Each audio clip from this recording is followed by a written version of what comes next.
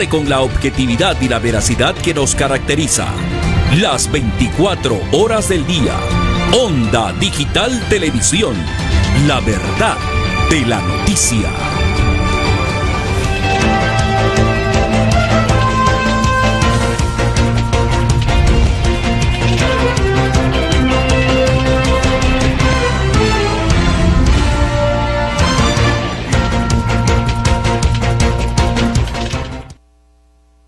En Onda Digital Noticias, como lo habíamos anunciado, ya se encuentra con nosotros el candidato a la presidencia de la República por Frente Esperanza, Fernando Olivera, a quien le damos la bienvenida. Buenas noches, Fernando, ¿cómo está usted? Un gusto saludarlo. Buenas noches, Marco Antonio, muchas gracias.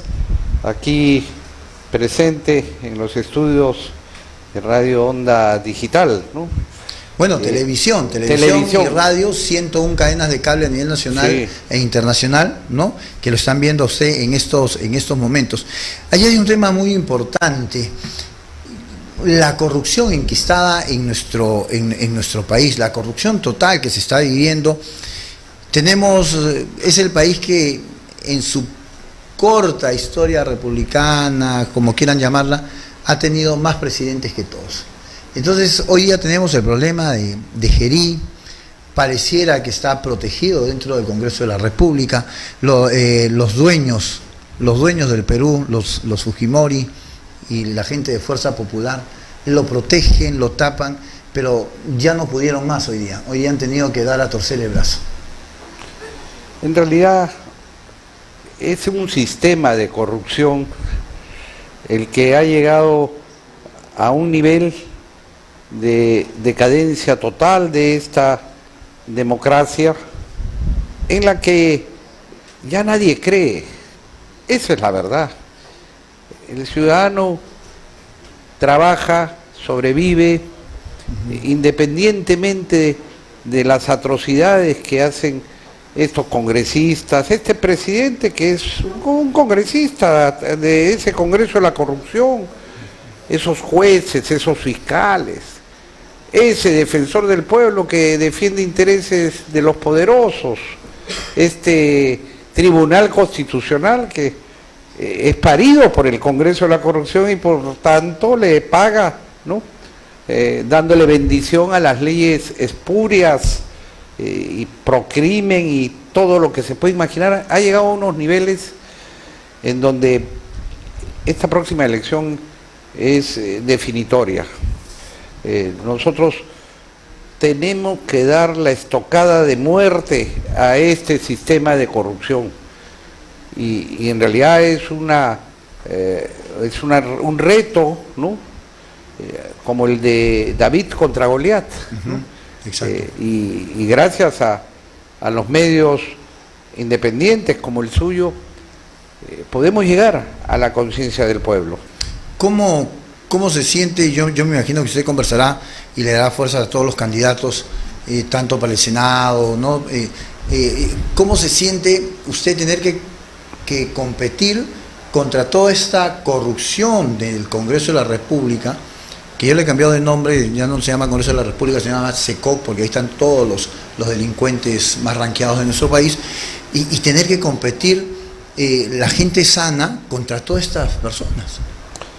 Mire, la lucha es totalmente desigual, pero a diferencia de ellos, nosotros defendemos principios, valores, estamos dispuestos a dar la vida por la justicia.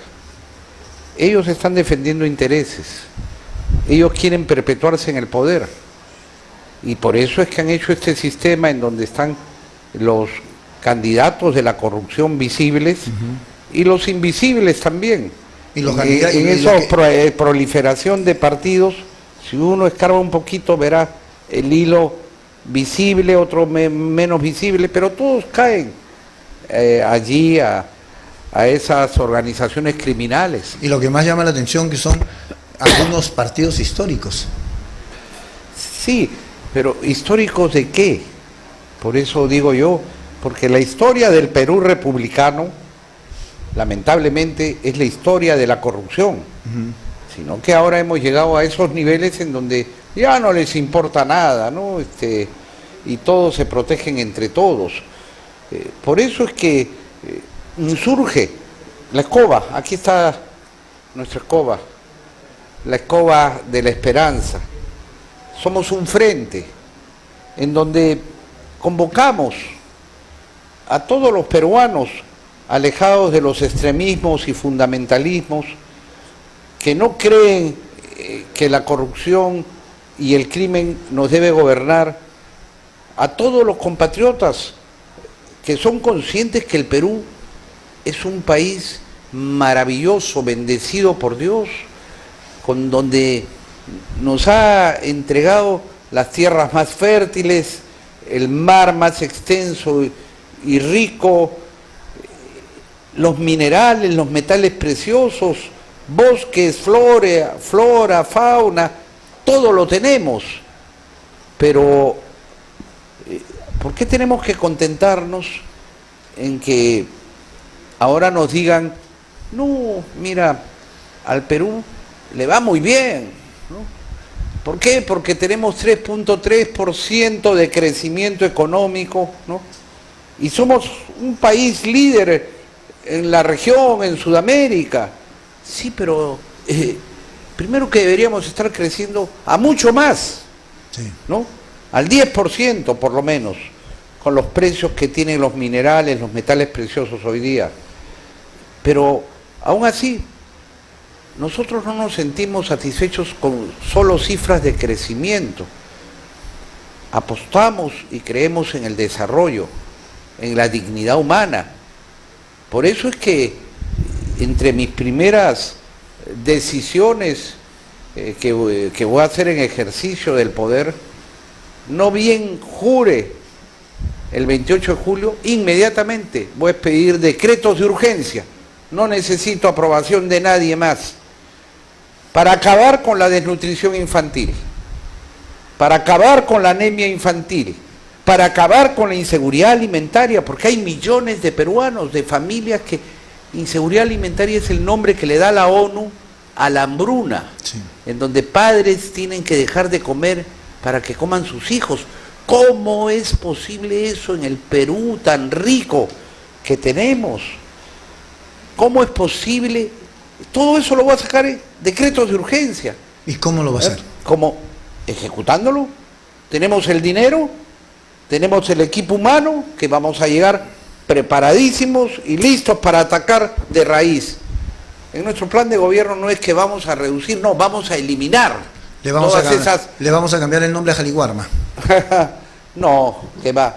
Y vamos, claro, en el tema de programas sociales, como el que dice, ¿sabe qué? Nosotros creemos en la democracia directa. La única forma de salvar el régimen democrático, con una democracia representativa que está ya en extinción en el Perú de hoy, es con democracia directa. Y la democracia directa se extiende a los mismos órganos de gobierno, a las acciones de gobierno. Cuando hemos hablado de Qualibarma, que le cambian de nombre, no, esto tiene que estar en administración directa de los padres, de las familias. Igual que cuando hay que hacer una obra, ¿no? Hay que crear los núcleos ejecutores para que la población sea quien administre el dinero, ¿no? Una vez me tocó sí. una vez me tocó supervisar la entrega de Jaliguarma en un colegio, y le entregaban a los padres un paquete. Cuando yo le pregunté a la señorita de Jaliguarma, le daban a los chicos, me abrió el paquete y le daban 1 kilo de fideos, 3 cuartos de arroz fortificado, una latita de leche, dos latitas de leche y unas cositas más por ahí. Cuando yo le dije, ¿y esto es para una semana, toda la semana? No, me dijo, esto es cada 2 meses, bimensual o trimestral. Esto, ¿cómo le va a alcanzar? Mire, me dijo, este kilo de fideos tiene que dividir usted en los 30 días que ellos van al colegio. Este kilo de fideos. Esta leche tiene que usted calcular más o menos cuánto tiene que echarle leche para que le alcance. Entonces es una burla al peruano, es una burla a los niños. Y estamos acostumbrados a eso acá en nuestro país. Nos hemos acostumbrado a que todo el mundo que tiene un poco de poder se pueda burlar del pobre. y no hay nadie quien saque la cara por el pobre, porque todos salen y levantan una bandera, yo la democracia y los pobres, y el día que se sientan en el Palacio de Gobierno se olvidaron que los pobres existen. Lima es el Perú y el resto que se muera de hambre. Es que son los que ven el poder, ¿no? Es decir, el Perú como un botín. Claro. O sea, simplemente llegan a hacer cuentas, ¿no? A ver cuánto me meto al bolsillo. No les importa la vida de nuestros compatriotas. Lo que sí yo le digo a Marco Antonio es que los del Frente Esperanza estamos muy comprometidos con cerrar esa brecha social, ¿no?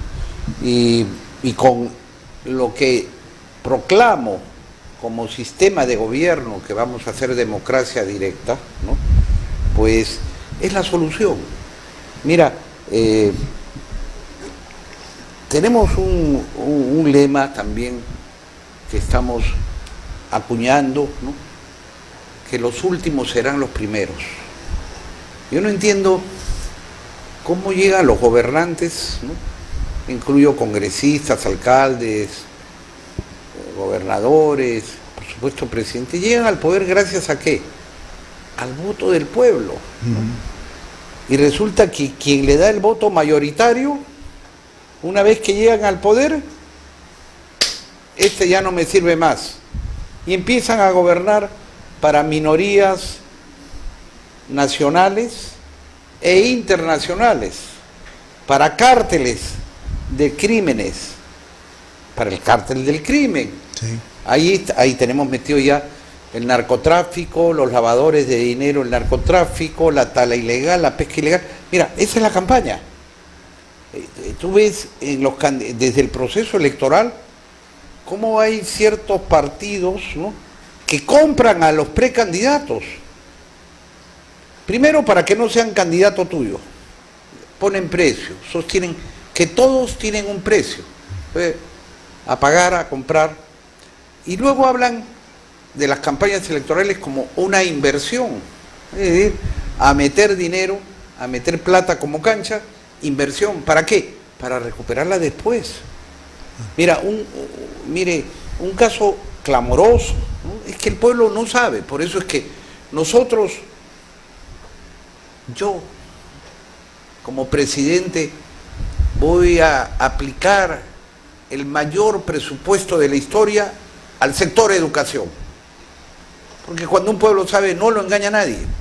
Porque educación es justicia social. Porque igual al que nada tiene con el que todo lo tiene, desde el vientre materno, alimentando a la madre, ¿no? Y porque cuando un pueblo sabe, no lo engaña a nadie. Entonces, ¿por qué digo esto? Porque estamos llenos de mentiras, de fraudes, ¿no? Y que no lo vamos a permitir. Hemos visto, lo más desastroso que hemos tenido es, tuvimos un referéndum para que no haya una bicameralidad, ¿no? Pero ellas se saltaron el voto del pueblo, se saltaron el reclamo del pueblo, y hoy día tenemos una bicameralidad. Entonces, eso quiere decir que tu voto no me interesa a mí. Marco Antonio, el tema de la bicameralidad, en realidad, era uno de los temas para ocultar la verdadera razón de ese referéndum. Mire, nosotros los de la escoba votamos todos por el no. No, no, no, no. Pero ¿cuál era el objetivo de ese referéndum? Un connotado abogado anticorrupción, ¿no? Pero que sin embargo defiende a corruptos, pero de muy alto nivel, de muy alto fichaje, ¿no? Fue el promotor, y además lo vendí en la opinión pública, ¿no?, de esa ley en donde decía que el financiamiento ilegal de los partidos políticos es un delito, ¿no? Entonces, claro, si a ti te preguntan, ¿usted está de acuerdo con que se considere delito el financiamiento ilegal de un partido? ¿Qué dice uno? Sí, claro, ¿no? Pero la siguiente pregunta es, ¿quiere decir que antes de que exista esta ley no era delito el que te entreguen a ti millones de dólares, corruptos, narcotraficantes, etcétera, ¿Cómo se llama eso? ¿Ah? Ese abogado prominente, casi autoproclamado zar anticorrupción, defensor de personajes, por ejemplo, creo que Kuczynski lo ha defendido, no sé si ha dado dictámenes también a favor de Dionisio Romero, tiene que tener ese nivel. Tenía preparada la trampa, pues. La trampa que están usando todos los delincuentes, porque ahora dicen, antes de que exista esa ley, no era delito, y por lo tanto, archívenme los juicios. La primera beneficiaria, claro, la dama de la corrupción, la primera dama, Keiko Fujimori y toda su banda criminal. Ya le archivaron todo, todito, en base a esa ley, ¿no? Y entonces, ¿qué dicen? No, era una falta administrativa, nada más. Y es la que gobierna el Perú. ¿No? ¿Ah? Y es la que gobierna el Perú en estos momentos. Bueno, casi diría yo, es toda una banda, una organización criminal, donde cada uno tiene su rol, ¿no? La Acuña, López Aliaga, el otro el Avanza País, el mismo Vladimir Cerrón, Claro. ¿no? Por favor, ¿no? Mira la protección que tiene para que no lo capturen. O sea, imagínense que Vladimir Cerrón da una entrevista que dura cantidad de minutos y la policía no puede usar la geolocalización para encontrar dónde está Vladimir Cerrón. Y eso es una burla tremenda. Y en ese sentido yo le pregunto, sí. Hoy día el presidente Gerí, con bombos y platillos, ha anunciado su nuevo plan estratégico contra la corrupción, lo cual dice va a costar un poco más de dinero. ¿Se va a suicidar o qué? No, ¿Ah? entonces, no. El plan contra la corrupción. Claro, entonces tú te preguntas, bueno, que le cueste, que cueste, la ciudad no importa porque hay que armar a la policía tiene armamento obsoleto desde 1979, 80, que no se, más coima claro, que no se refuerza, buenas camionetas porque las que compran no suben en la sierra, una montañita. Entonces, ¿cómo se puede trabajar la inseguridad ciudadana cuando tú tienes al alto mando capturado políticamente? Cuando son títeres que bailan al son de lo que pueda decir el presidente. Ojalá fuera eso, nomás. O sea, eso es alguna de las cosas, ¿no?, que podemos ver. No, lo que tenemos que ver con claridad, ¿no?, es que todo es parte del sistema. O sea, ese Congreso de la Corrupción ha puesto a ese presidente de la corrupción, que estaba haciendo toda la finta, ¿no?, de que soy joven, salgo acá en la noche, a ver, me meto a los penales, etcétera, ¿no? Pero rápidamente fue descubierto, ¿no?, en todas sus andanzas y fechorías, con sujetos que no merecen ser llamados empresarios. Son los mafiosos chinos que están allí, son los que reciben dinero del Estado y abandonan las obras, son los que actúan con total impunidad, hacen construcciones sin que les interese la normatividad, están en tala ilegal, están en todo lo ilegal que te puedas imaginar. Ahí están los sujetos con los que se reúne Gerí. Pero ¿quién lo puso ahí? El Congreso. El Congreso. Pero si el Congreso, una de las denuncias que tiene en la Fiscalía de Gerí, y lo sabían, es que cobraba, ¿no?, cuando estaba en la Comisión de Presupuesto, para tramitar las obras que le pedían, ¿no?, los constructores corruptos que meten obras sobrevaluadas, reparten después coima a todo el mundo. Ese es un caso. Entonces, no nos tiene por qué llamar la atención. Cuando hablamos de inseguridad ciudadana, yo les digo a todos los extorsionados, ¿no?, a los hermanos transportistas, a los bodegueros, al microempresario, a todo el mundo que ahora ya está institucionalizada la extorsión, esto yo lo acabo muy pronto, porque actúan con impunidad al estar protegidos por la policía en sus más altos mandos. Ahora está medio calladito el general Arrieta, ¿no? Arriola. El que terruquea a todo el mundo. el que nos hace psicosociales, como le llaman, Armanis, ¿no? Él y su secuela de generales, estos que se compran, ¿no?, camionetas de lujo, mientras el policía de la calle no tiene para comprarse un chaleco, ¿no? Ni siquiera las balas. ¿Ah? Ni siquiera las balas. Ni siquiera las balas, ¿no? Pero ellos protegen. Son el seguro del brazo ejecutor de la extorsión, del sicariato. Entonces, ¿qué vamos a hacer nosotros los de la escoba? ¿Sabe qué? Los vamos a sacar a todos esos generales mafiosos. Y si hay alguno que se salve, lo sabremos identificar. No solo generales, coroneles mafiosos. Y si tenemos que quedarnos con comandantes, nos quedaremos con comandantes. Y le vamos a dar un plazo bien cortito a cada uno de estos generales de la mafia. Les vamos a dar un plazo para que se acojan a la confesión sincera. Ellos saben quiénes son los jefes de las organizaciones criminales y cobran permanentemente, ¿no?, coimazas. No les importa la vida de los peruanos, no les importa la seguridad de los peruanos. Yo no sé si mañana me pegarán un tiro y dirán que fue un criminal de estos. La mafia. Ellos mismos. Entonces, mire, hace pocos días ha visto, en un canal de televisión sacaron coronel que había hecho un desfalco en el Fobipol, ¿no? 100 millones de soles. Y después de la denuncia, ¿qué hace Arriola? Lo ratifica. Es decir, ¿por qué lo ratifica? Porque son cómplices en todo. Promoción. ¿No? Es promoción. Claro. Promoción, ¿ves? Cogen a un general, coronel, creo que era jefe de la policía en Trujillo, con las manos en la masa. ¿Dónde está? ¿Sabes lo que hacen? Lo cambian de destino. Pagan para ir a las zonas de narcotráfico. En ese caso, ¿qué se va a hacer? Porque muchos dicen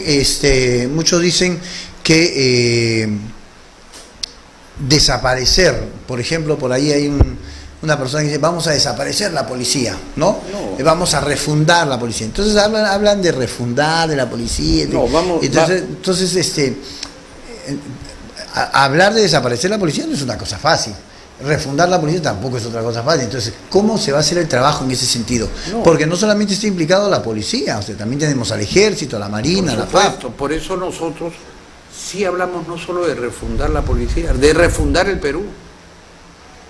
Y habrá una nueva policía.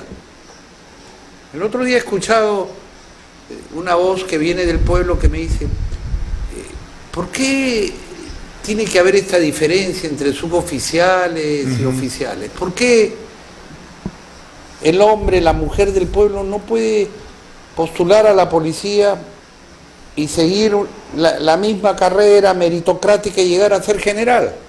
¿Por qué? Y yo no encuentro explicación.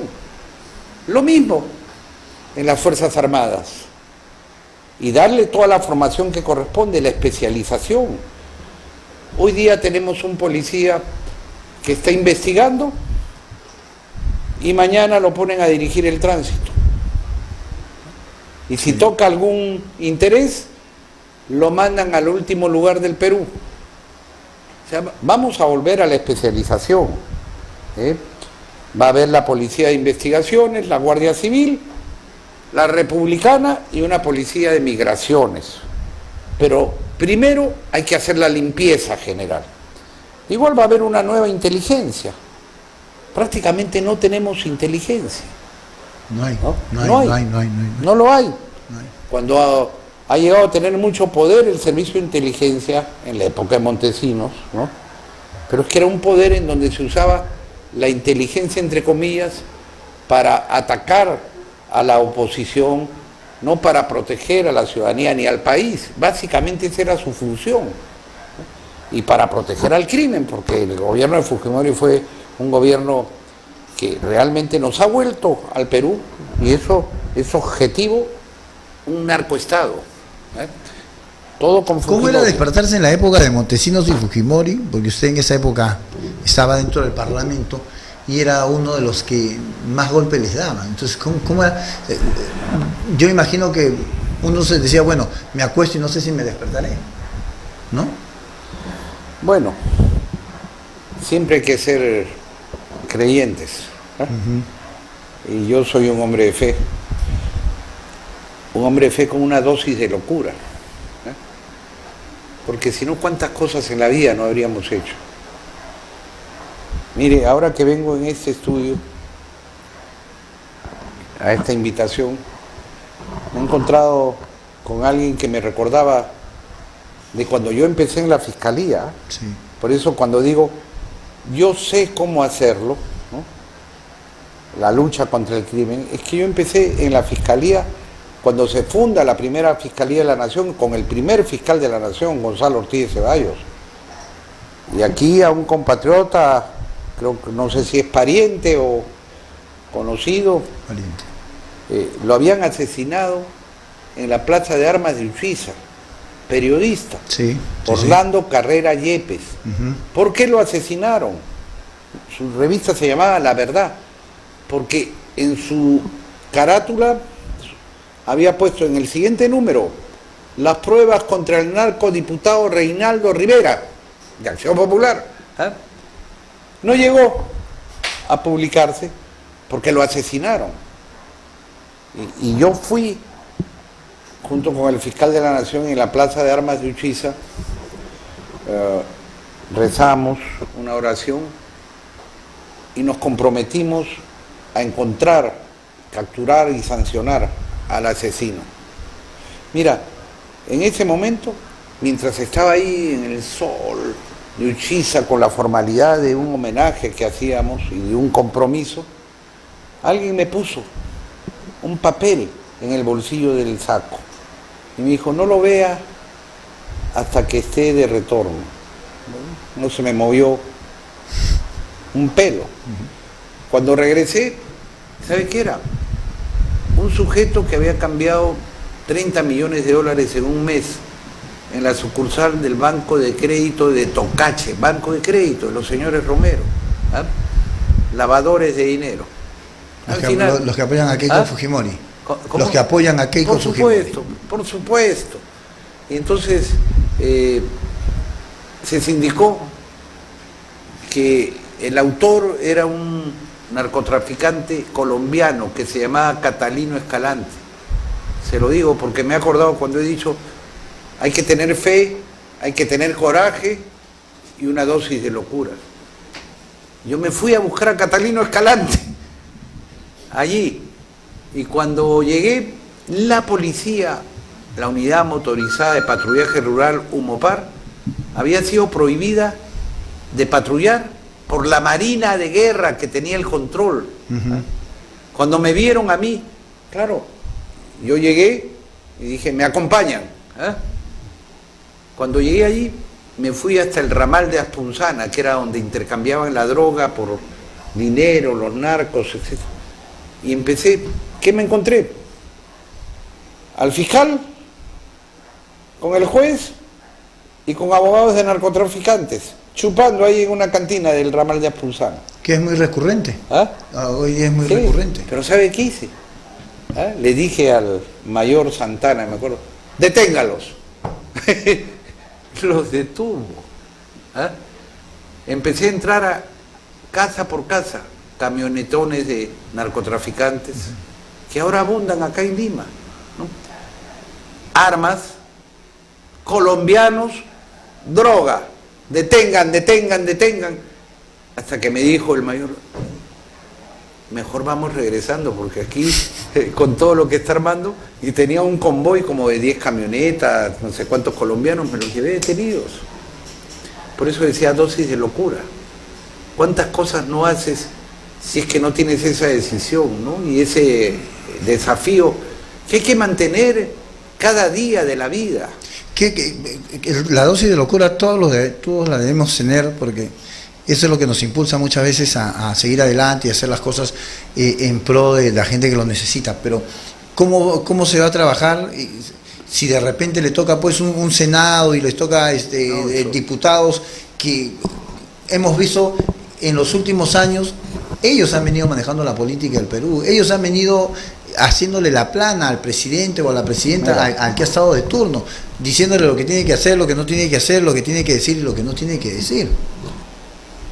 Yo hablo no solamente como presidente, sino a nombre de mis futuros senadores y diputados, porque todos creemos lo mismo en la democracia directa.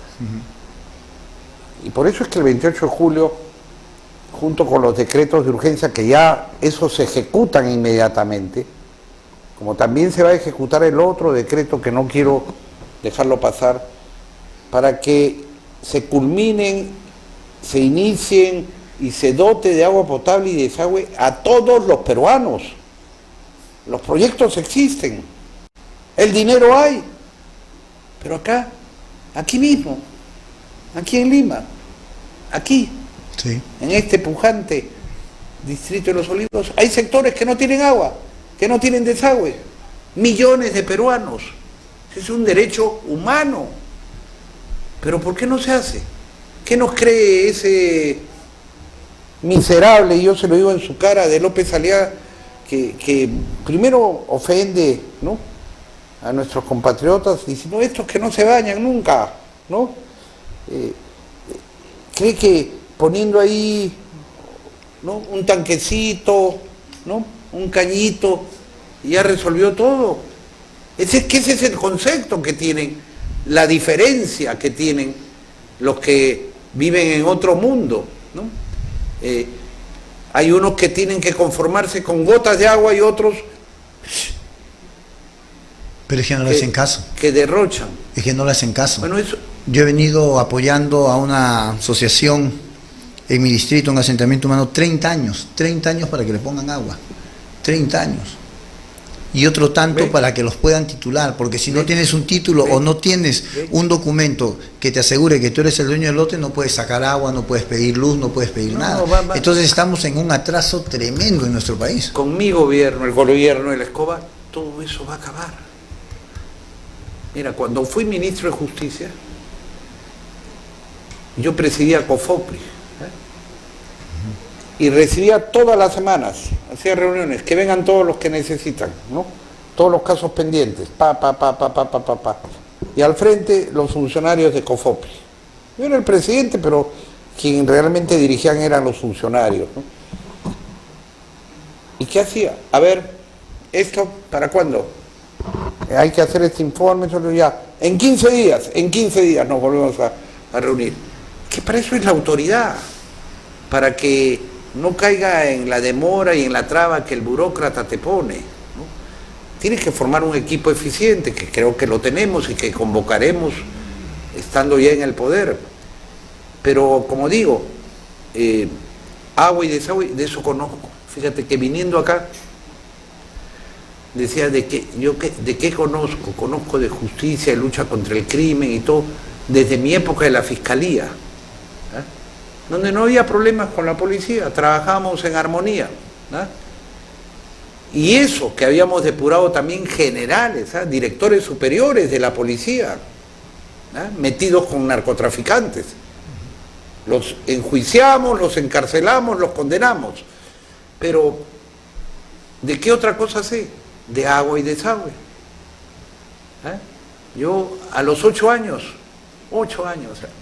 tuve ya mi primer trabajo, apoyando a mi padre, que era ingeniero sanitario, justamente era su especialidad, ¿no? Primero como ingeniero, como profesional, luego como subcontratista, luego hizo su pequeña empresa familiar, ¿no? Íbamos tomando las obras, así que esto no es ningún misterio, y yo mismo lo voy a dirigir, pero le voy a dar la responsabilidad a mi primera vicepresidenta, la ingeniera Elizabeth León, que fue candidata a la alcaldía de Lima. Sí. Si ella hubiera sido elegida, otro sería Alcántara. Mira, López Aliaga, ustedes saben que la municipalidad tiene directores en Sedapal. Claro. ¿Qué hacen? Y nuestra propuesta era que Sedapal pase a la administración municipal. Totalmente. tiene hasta respaldo constitucional, ¿no? Porque hay que hacer que Sedapal, a quien yo defiendo, que hay cosas que ya se exceden, pero hay quienes le han puesto el ojo hace mucho tiempo que la quieren privatizar. A mí me lo plantearon en el año 2001, cuando en la segunda vuelta tuvimos que llegar a acuerdo con Toledo para que no llegue Alan García. Kuczynski, que era jefe del plan de gobierno de Toledo, lo recibimos en nuestro local de La Escoba. Y una de las cosas que le pusimos como condición, aquí no se privatiza Sedapal, porque ya le habían echado el ojo. Pues bien, igual el alcalde, ¿qué cosa ha hecho en seguridad ciudadana? ¿Sabe alguien qué cosa ha hecho? Aparte de sobonear a Santibáñez, ¿no?, que le rendía loas, prácticamente lo condecoraba, le daba homenajes, decía que era el mejor ministro de Interior que habíamos tenido en la historia. Ahí está. ¿Qué otra cosa ha hecho? Servir de intermediario para comprar 4.000 motos sobrevaluadas. Un alcalde debe ser el líder de la seguridad ciudadana, el que, trabajando con los alcaldes distritales, ¿no?, se organice todo el sistema, no solo de cámaras. Y aquí vemos el tema de la colusión del Congreso, porque todo el mundo sabía que esas motos venían sobrevaluadas, las que acá costaban, las podías comprar en 2 soles, él las compró en 3, 4 soles y nadie dijo nada. Entonces, eso es terrible. Ahora, ¿sabes por qué además? Porque es impresionante cómo la prensa cómplice calla. Calla. Cada entrevista que le hacen es una sobonería. Un besamanos. Un besamanos, ¿no? Nadie le pregunta lo que hay que preguntar. Los trenes, ¿cuánto le va a costar a Lima? ¿Cuántos años nos ha dejado endeudados? Mira, ahorita se ha descubierto que le ha entregado a esos chinos mafiosos una obra por más de 200 millones de soles. López Aliaga. Bueno, ahí está. Pero ¿qué cosa dicen? Para que veas el fraude que hacen, dicen, no, eso lo ha hecho la OIE, ¿no?, que es una institución internacional, creo que es la Organización Internacional de Migraciones, OIM, ¿no?, que ya antes ha participado. ¿Por qué hacen eso? Para que no entre la Contraloría y para que simplemente no tenga ningún tipo de normativa aplicable, porque es organismo internacional. O sea, porque es organismo internacional, no coimea, ¿no? Y cuando hay esa sobrevaluación, ¿quién es el responsable? Pero todo eso va a acabar, Marco Antonio. Cuando hablo de democracia directa, es porque el 28 de julio presentaré la ley patriota con todas las reformas constitucionales para la nueva policía, la nueva inteligencia, la nueva justicia, ¿no?, la nueva economía. Todo vamos a cambiar. Pero entre las reformas institucionales estará la que establezca que en una democracia el pueblo pone, el pueblo saca, el pueblo manda. Entonces, en una democracia hay que gobernar con el ejemplo. A mí, presidente, si el pueblo me pone y yo no cumplo lo que prometo, que el pueblo me saque. Bueno, no lo diga porque el Congreso, el Senado lo va a mandar a sacar al día siguiente. A ti, congresista, que no cumples lo que prometes, el pueblo te pone, el pueblo te saca. Esa es la revocatoria que va a alcanzar al mismo presidente de la República. ¿Cómo se va a trabajar en el interior del país? Por ejemplo, Lima es el Perú, Lima es todo, ¿no? Entonces, el que vive en Lima, feliz, pero el interior del país está olvidado totalmente. Faltan colegios, faltan hospitales, las fronteras vivas están más muertas cada día, y usted ha visto el ejemplo de Santa Rosa, lo que hemos tenido hace poco, el problema con Colombia, que al mes quiso sumarse también Brasil. Entonces, gente abandonada y gente muchas veces resentida. A veces decimos, ¿por qué paran? ¿Por qué quieren venir a Lima? Porque es gente que está totalmente resentida con el país, porque no les llegan las oportunidades de ninguna forma. Mira, para el desarrollo. Ya tienes toda la razón. Sin embargo, un minutito para redondear la idea anterior. Es decir, cuando presente la ley patriota el 28 de julio, donde van a ir reformas para el Congreso, por supuesto. Olvídate de ese reinado que quieren hacer del Senado, que ya nadie lo puede disolver ni nada, ¿no? Todo eso se va a reformar en esta ley patriota. Le voy a dar 60 días al Congreso para que la apruebe. Pero el mismo 28 de julio voy a convocar a un referéndum para que el 7 de octubre, este que viene, junto con las elecciones municipales y regionales, se le pregunte al pueblo sobre todas las reformas. Y serán vinculantes, además. Así que están con los días contados. Dicho esto, permíteme también decir que sí, efectivamente, hay un abandono muy grande de los pueblos, no solo del Perú profundo, de los pueblos del Perú, pero sí, en justicia hay que decir que tampoco acá en Lima los compatriotas están en el paraíso. No. Pero por lo menos tienes algunas oportunidades que no las tienen. Ni tanto, mira, te voy a decir, aquí en Lima hay millones que no tienen agua, que no tienen desagüe, que no tienen título, que inclusive electrificación, el transporte, cómo se tienen que mover aquí, ¿no? O sea, para conseguir un trabajo, para ir a su centro de trabajo, tienen que salir 2 horas por lo menos para llegar, 2 horas para volver. Eso es condición de vida, ¿no? ¿Cómo está el costo de vida acá en Lima? ¿Ah?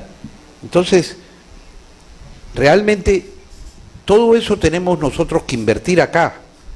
Las colas que hay para esperar una cita médica, ¿no? El estado de los colegios. Hay mucho denominador común con lo que pasa al interior del país. Claro, al interior del país tienes unas carreteras calamitosas, ¿eh? Tienes los colegios destrozados, más de la mitad de los colegios del Perú están destrozados y no tienen ni agua ni desagüe, están al lado de letrinas. Yo he recorrido esas carreteras y he visto esos colegios. La salud pública, ¿qué cosa es? ¿No? En realidad, aquí no se respeta en los hechos el principio de que toda vida humana tiene igual valor, no. Así que, y mucho tiene que ver la corrupción, Marco Antonio. Mire, yo vengo de Juliaca, de Puno, de Macusani, de Azángaro, cantidad de sitios que he estado recorriendo, ¿no? Y, por ejemplo, en Juliaca, ¿no? El desagüe, el agua, postergado por décadas. Una ciudad como Juliaca, que es un emporio comercial, ¿no?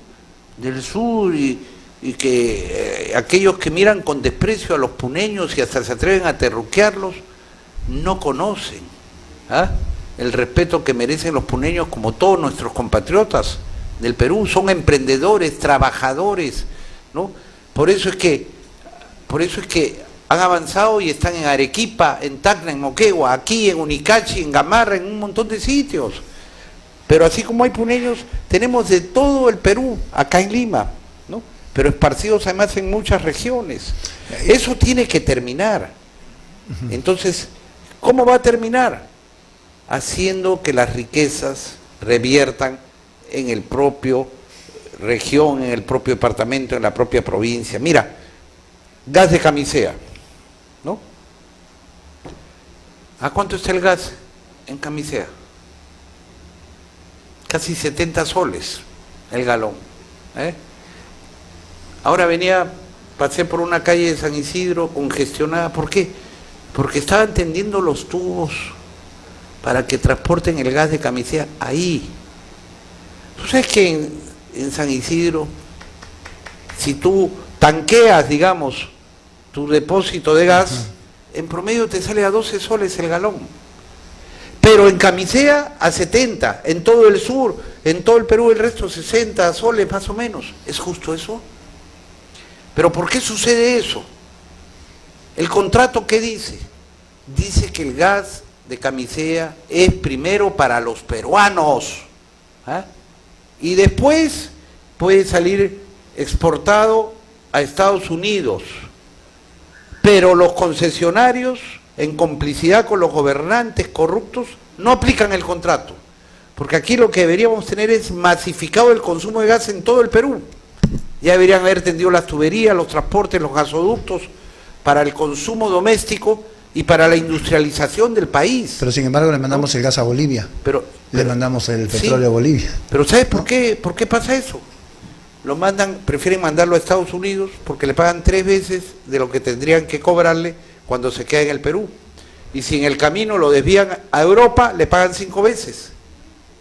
Y es que no tienen un gobierno que hasta ahora les diga, vengan ustedes concesionarios, eso lo voy a hacer, de mis primeras acciones. Acá, Fernando Olivera, voy a transmitir todas mis actividades, inclusive este tipo de reuniones, concesionarios, sentados ahí, yo acá, mis ministros. Este es el contrato, o lo cumplen o aténganse a las consecuencias. Se acabó la corrupción, se acabó la fiesta. Y el gas será para los peruanos y tendrán el precio justo que merece. Y si va a comprar caramelos a las 2 de la mañana, también va con prensa. ¿Cómo? Si va a comprar caramelos a las 2 de la mañana, también va con prensa. No sé, de repente estaré trabajando a esa hora. ¿Ah? Keiko Fujimori, ¿qué opina de Keiko Fujimori? Creo que ya la 5ª vez que Keiko Fujimori participa de las elecciones, no gana, pero sin embargo siempre aparece en las encuestas como segundo lugar. Y hoy está Rafael López Aliaga repuntando, a pesar de las respuestas que para muchos son respuestas suicidas, aparece en primer lugar. Mira, yo no creo en las encuestas para empezar, ¿ya? Porque cada uno de estos candidatos de la corrupción tiene su encuestadora de la corrupción, ¿ya? Y no es una afirmación sin sustento.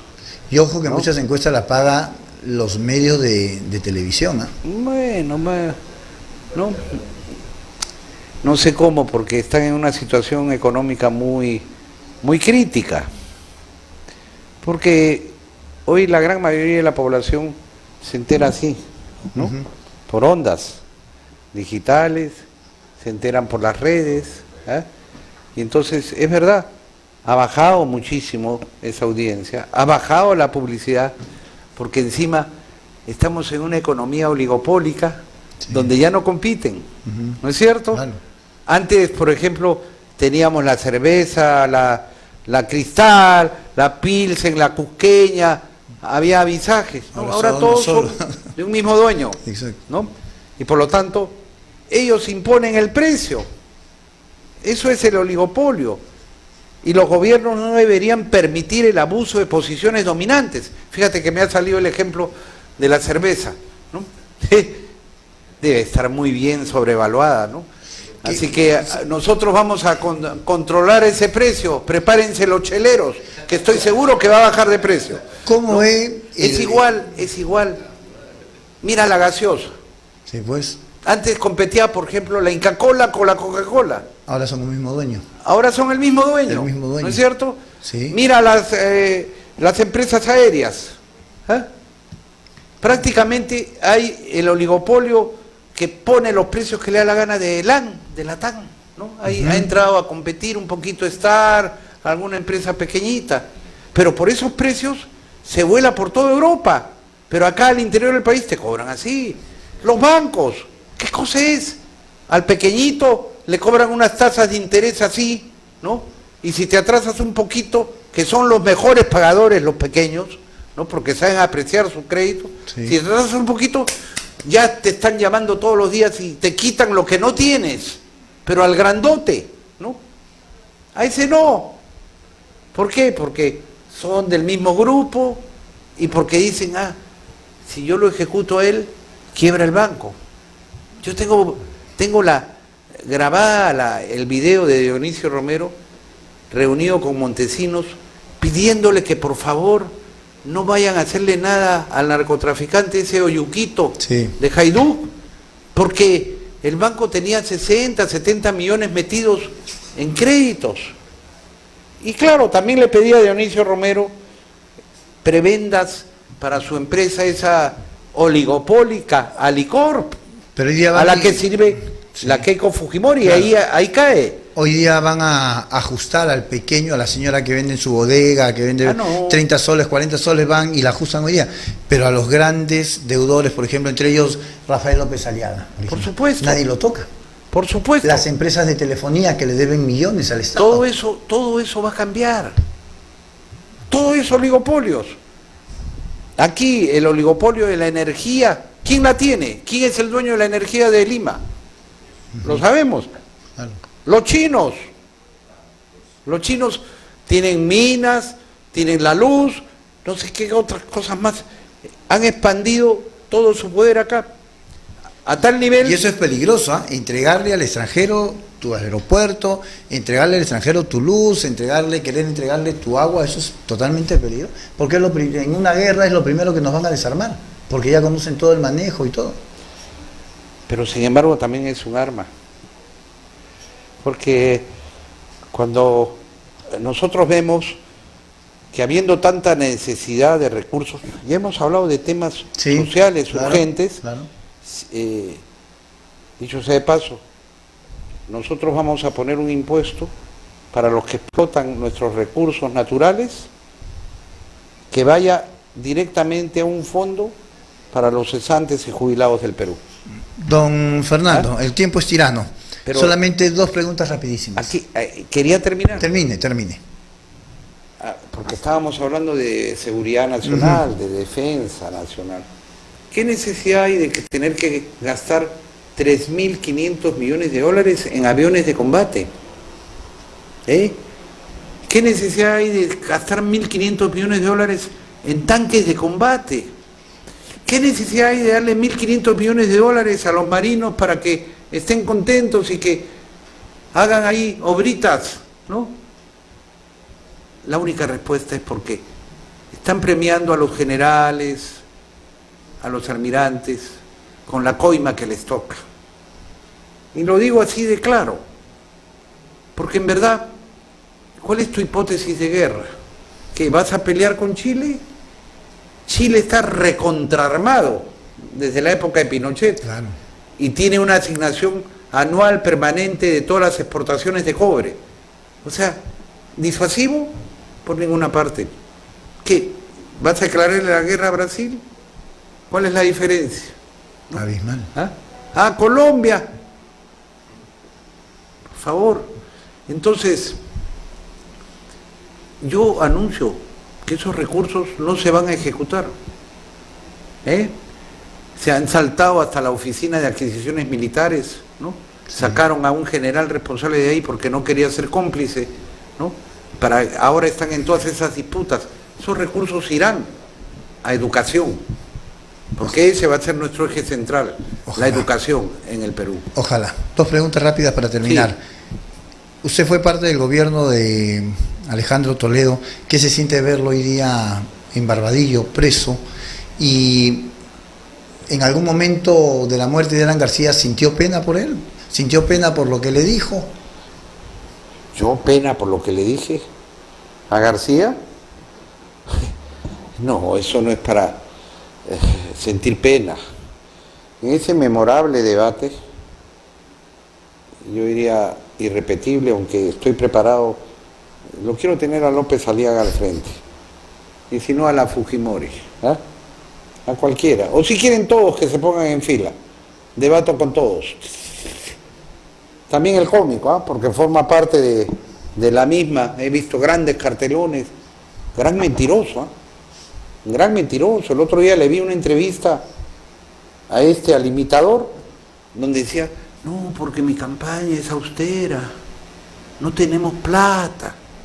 Oiga, pero hasta ha salido una crónica de un periodista, yo vi el nombre, Carlos Cabanillas, publicada en Perú 21, donde cuenta cuando estaban en desavenencias, el que pone el billete lo citó en su casa de La Molina y les dijo, ¿saben qué? Déjense de peleitas, el dueño del partido con Álvarez, ¿no? Y si no, les retiro el dinero que ya han recibido. Y son gente de millones, de estos que se aprovechan y que están con todos los gobiernos de turno. Entonces, esos son nuestros enemigos. Me preguntan que, no, yo cuando hablé frente a García en el debate, creo que llevé la voz del pueblo. Y eso vino de arriba. Yo soy un convencido que Dios me puso al frente a García y Dios me dio esa energía para poder clavarle la bala de plata. Ahí empezó en realidad su agonía. Y no, cuando se dicen que se suicidó, o sea que a mí no me consta, se harán las investigaciones el día que lleguemos al poder, es decir, el 28 de julio, porque hay una serie de indicios que indican que más que suicidio ha sido una fuga planificada. Pero yo hubiera preferido 100 veces, 1000 veces, 1.000.000 de veces que hubiera sido sometida a la justicia y que hubiera sido condenado. Es más, una de las reformas que vamos a plantear es el establecimiento de los jurados, el sistema de jurados. Ya no van a tener el monopolio los jueces. Se exponen los hechos y un jurado de ciudadanos, de hombres, mujeres del Perú, dirán culpable o inocente. Punto. Como sucede en muchas partes. ¿Y de qué me preguntaste? No. Bueno, la pregunta era en una eventual final entre Keiko y López Aliaga, ¿por quién votaría Fernando Olivera? No, eso no va a suceder. Eso, yo no opino sobre imposibles, porque para confirmar, ¿no?, lo que dicen que a mí, ¿sabes qué? Cuando fui a Puno y pasé Año Nuevo allí, caminé por Juliaca, luego me fui a Puno, de ahí fui a las islas, ¿no?, donde me pidieron que me pusieran como un traje de mancocapa, que a partir de ahí dije unas palabras sobre la refundación del Perú, el rescate de nuestros valores, el Amazú, el Amayuya, el Amaqueya, etc. Y salió, ¿no?, un videíto. Y toda esta gentita, la derechita criolla, terminó viralizando el video. ¿Por qué? Porque se dedicaron a decirme que me iban a mandarme al manicomio, al Largo Herrera, que había consumido de la mala. Me llenaron de insultos, ¿no? Pero al contrario, eso nos fortalece. Y como dicen que debo ir al Arco Herrera, entonces diré, no descarten que ganamos en primera vuelta. Sí, señor. Muy bien. No está descartado, pero si fuera el caso, tendrán el debate que esperan. Fernando Olivera, tiene un minuto en esta cámara para que le diga al pueblo peruano por qué tienen que votar por usted este 12 de octubre. Compatriotas, en estas horas de prueba para la peruanidad, para la democracia, tenemos el deber de cerrar filas. Es hoy o nunca. Tenemos que acabar con este sistema de corrupción.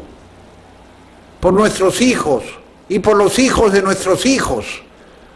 Tenemos que liberar al Perú de ese yugo que condena a los peruanos y que va a terminar cuando la escoba, nuestra escoba de la esperanza, esta escoba, esta es la escoba de la esperanza, esta es la escoba que hará realidad esa esperanza, para que los últimos sean los primeros, para que la justicia no sea solo una palabra.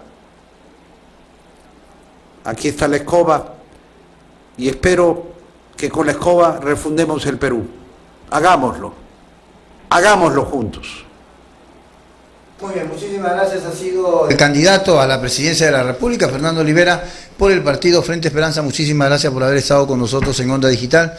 Esperamos tenerlo nuevamente antes de las elecciones para ver cómo van las cosas. Amigos, hemos llegado al final de Onda Digital Noticias. Para mí, todo mi equipo, ha sido un gusto que nos hayan permitido ingresar a sus hogares. Para todos, que pasen un bonito día. Mañana no solamente es el Día del Amor, sino también el Día de la Amistad. Visitarse entre amigos, entre amigas, salir a pasear.